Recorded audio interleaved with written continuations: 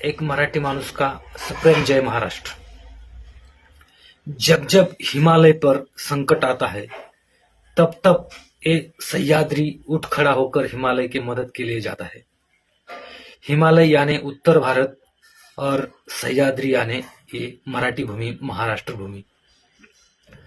मराठियों का, महाराष्ट्रियों का उत्तर भारत से एक अच्छा नाता है। हिंदी भाषा और मराठी भाषा सगी दो बहनें हैं। यानी हिंदी की जो लिपि है वो देवनागरी लिपि है और मराठी की भी जो लिपि है वो देवनागरी लिपि है। हमें हिंदी बोलने में कोई हिचकिचाहट नहीं है। और ये जो महाराष्ट्र है, यहाँ की शिक्षा प्रणाली है, उसमें 5वीं से 10वीं तक हिंदी भाषा हमारे पाठ्यक्रम में है। यानी हमें हिंदी भाषा सिखाई जाती है, तो हमें हिंदी भाषा से बहुत ज्यादा लगाव है।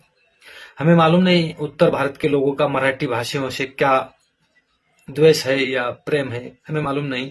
लेकिन हम जब महाराष्ट्र में जो आदमी 20 साल से 30 साल से रह रहा है, उसे अगर कहते हैं कि आप यहाँ 20 साल 30 साल से रोड के साइड अपना धंधा चलाते हैं और आपका ग्राहक अगर मराठी भाषी का है, तो आप मराठी सीखनी चाहिए और मराठी बोलनी चाहिए, ये अपेक्षा से हम आपको बोलते हैं।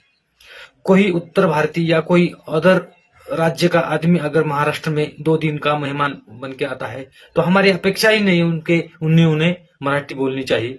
जो आदमी 2 दिन के लिए महाराष्ट्र का मेहमान बन के आता है, चाहे वो उत्तर भारत से हो चाहे वो दक्षिण भारत से हो, उनसे कोई अपेक्षा नहीं कि वो यहाँ की मराठी भाषा बोले।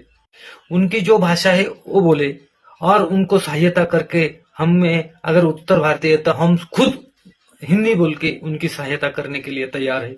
हमें कोई परहेज नहीं, उनकी जो भाषा है वो बोले, हमारी भाषा बोलने की हमें कोई अपेक्षा नहीं है।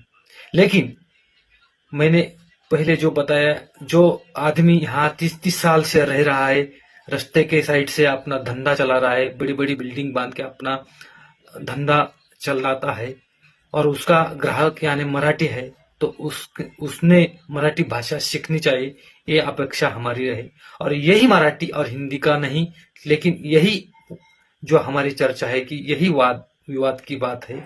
यानी उत्तर भारत से हमारा कोई द्वेष नहीं, हिंदी भाषा से हमारा कोई द्वेष नहीं है और किसी की भाषा से ही हमारा द्वेष नहीं। हमारी अपेक्षा क्या है, ये उत्तर भारतीयों ने समझ लेना चाहिए। इतना ही हमारा अपेक्षा है।